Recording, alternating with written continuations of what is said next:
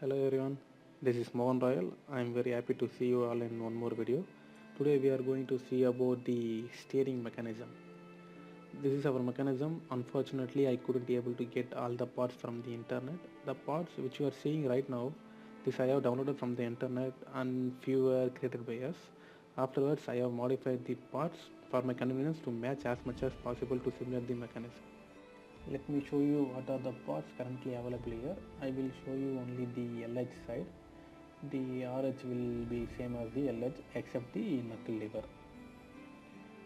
Okay, here we have a tire assembly, otherwise we can call it as wheel assembly. Then we have a knuckle. With the help of knuckle center axis, the wheel is getting rotated. Then we have a knuckle lever which is bolted to the knuckle. Then we have a front axle. Then we have a steering lever. Then we have a ball joint pin. And then ball joint connector. And finally tie rod. Tie rod, otherwise we can call it as track rod. So this is our assembly.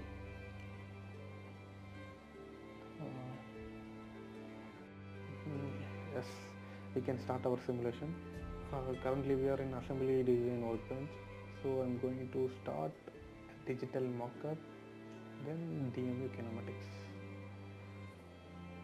So the app is switched to DMU Kinematics. As I said in previous videos, for kinematics we should have one fixed part and one command should be there for simulation. So I'm starting with fixed part, new mechanism. Here I am renaming it as steering because we have a steering assembly.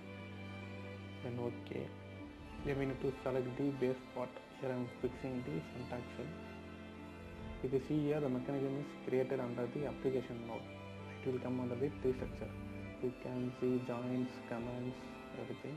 What are the joints we are going to give in the assembly? It will come under the joints node only. Okay, I'm going to start with the knuckle and axle. For that we should have a revolute joint. Here I have kept all the joints in the top bar. Simply clicking on the side arrow, it will show all the kinematics joint. Drag and drop on the top, then select the revolute joint. It will ask you for line and plane. For line 1, simply select the knuckle center axis. For line 2, select the axle center axis. For plane 1, select the top face of the knuckle. Then for plane 2, select the axle bottom face. So you can see the both faces are in some distance. No? So we should give offset. It is showing the distance. Check the angle driven, then OK. The mechanism can be simulated. The angle driven what you have given, that is called command. It will help to simulate the mechanism. Okay, you can simply play the mechanism. Okay, here it is showing 360 to 360. So I'm going to change that limit by simply double clicking on revolute. Here in joint limit I'm giving minus 35 to 40. I'm just giving roughly. The LH and RH will not be same, so that is the Ackermann principle. So minus 35 to 40. Okay, I think it is fine right now. Okay, then I'm going to rigid the tire assembly with the knuckle. Okay, select the knuckle, then tire assembly, then OK. The mechanism can be simulated. Just I will show you how it is working. Okay, it is working fine. Rigid is nothing but it will copy the given part 1 moment. Okay, and then I am going to rigid the knuckle and knuckle lever because it is bolted part. Okay, then same for the steering lever.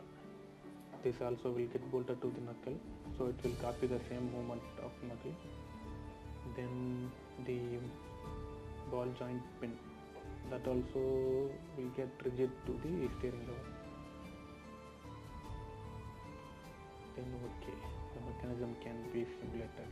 I will show you how this all together will move.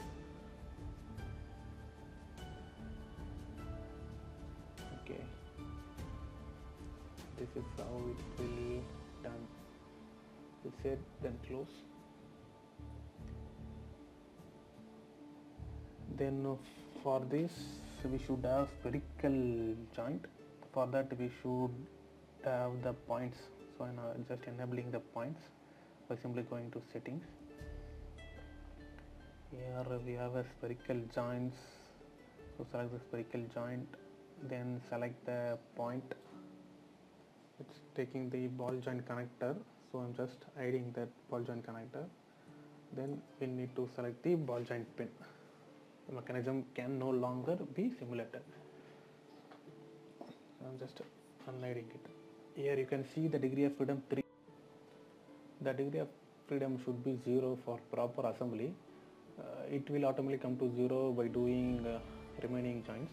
So I'm just giving rigid to this ball joint connector on the tie rod. Then going to RH side, the same,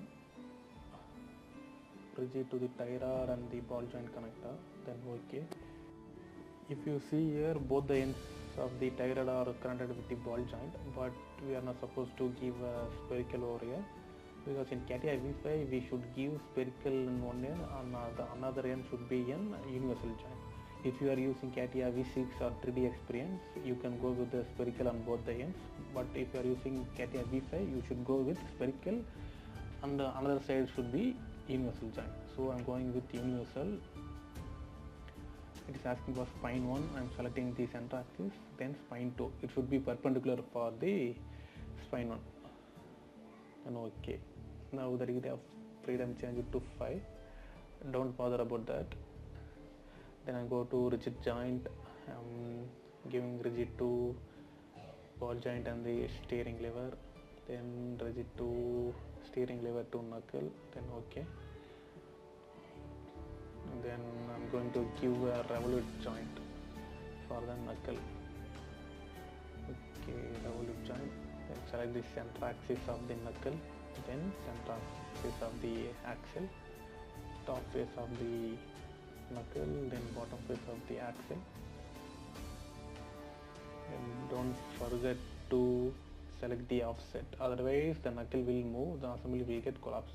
No need to give angle driven. Okay. The mechanism can be simulated. Now the degree of freedom came to 0. The only thing is remaining is the wheel assembly. So I am using rigid command, selecting the knuckle, then I am selecting the tire assembly, then I give OK. Mechanism can be simulated. Okay, making it in isometric view, then fit in all view. Then I am going to hide the points. So no points, then OK. Then I'm going to hide the constraints, the values. Okay. Okay, let me check. Just simply dragging it. Okay, it's working fine. Yeah, both the end is working fine. Okay, this is how the automobile engineers are doing their study with the help of DMU Kinematics. Here is it, and close.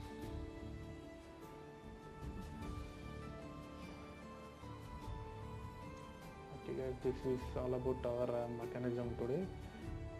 I try to get the remaining parts from the internet, or otherwise I will create my own. If you see the whole assembly, you will have a good idea about how the commercial vehicle steering mechanism is working. Please do subscribe and press the bell icon for instant notification from our channel.